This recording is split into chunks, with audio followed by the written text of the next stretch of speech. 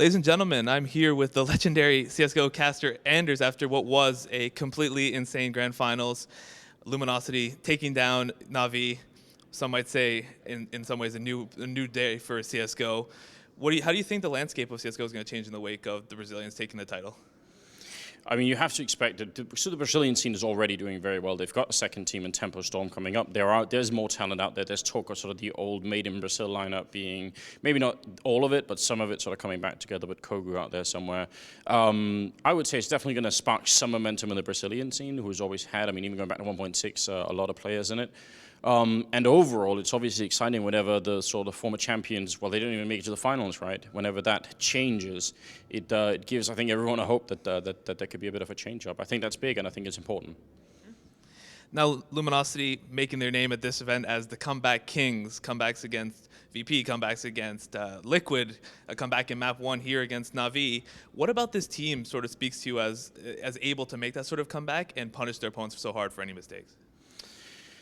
Oh, that's a tough question to answer. I mean, I think I sort of don't want to do it, but I kind of have to say I think a lot of this has to do with Fallen. He has a lot of experience going back to 1.6, already a legend at that point in time. He's just a little bit older than everyone else, and I think that makes a difference. I also think it has to do with the fact that some of these players don't really have a lot of other places to go. You know, they know they have to put everything on this. Their sort of their lives and their careers depend on it. You know, not in the sense they'll die if they don't win, but in the sense that there's not a lot of other places to go in the Brazilian scene. It might be, you know, Tempo Storm the only other sort of place you could swap out to. Unlike in the American or European scene, where if you fall off one team, it's probably going to be somewhere else you could get picked up eventually, right? If you get picked up to play in either Tempo Storm or Luminosity, you have made it, and you're going to take that chance and sort of make everything off it. So I think they got to keep the focus. They don't really have a choice, you know. There was certainly some charged emotions, I think, in the Luminosity camp. We saw obviously the emotional Val video for FNX and how much he felt that this major meant to him. Do you think that sort of emotional connection to their play right now is what gives them a little bit of extra added resiliency and maybe help them push back some of these tough scenarios? I mean, one of the things that I think a lot of European and American teams are suffering from is the fact that once they made it and they sort of start to get paid real money, and they have sort of stable income, they have good support from the organizations, that also can convert into not sort of a lack of caring, but maybe it's hard to find the focus, it's hard to motivate yourself because you are already here, you know. If you play well or if you play badly, you're going to get the monthly check no matter what. And again, yeah, I think having the emotional investment into it, you know, for FNX point of view, and that video was hard to watch, you know. So he's been through a lot, obviously, and sort of with not much of a family. It seems the team has really become his family, and at that point in time, you know, yeah, you are going to be focused no matter what. It's not just about winning the money or getting the monthly paycheck. It's about turning your life around, and that's incredible. Let's take a step back and look at this event as a whole, because first $1 million major. What does this bode for sort of future events moving forward in terms of the Counter-Strike and more money in the scene?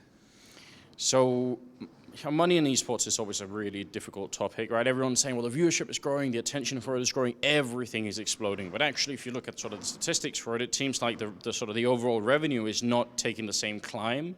And I think part of that has to do with what sponsors we're currently having, right? We have this concept called endemic sponsors, which means, you know, sponsors sort of sell back into the same market, right?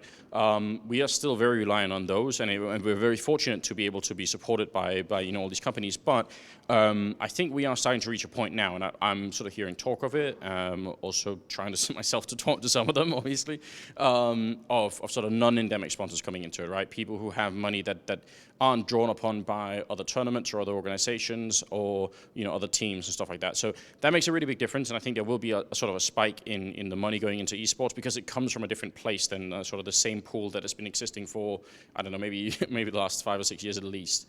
That should make a difference. Now, what that actually translates into is a completely, you know, different question. You know, where do you spend that money the best so you can get an even better product and get even more people involved? I don't know if I can answer that question, but I think it'll be interesting to see what sort of the really big organizations do with that. That's very interesting. I want to quickly touch on some of the teams at this event in terms of their results and where they go moving forward.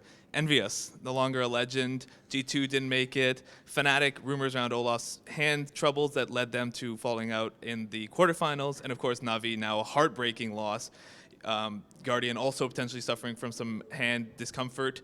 How do you think that these sorts of results will shift the landscape of European Counter-Strike?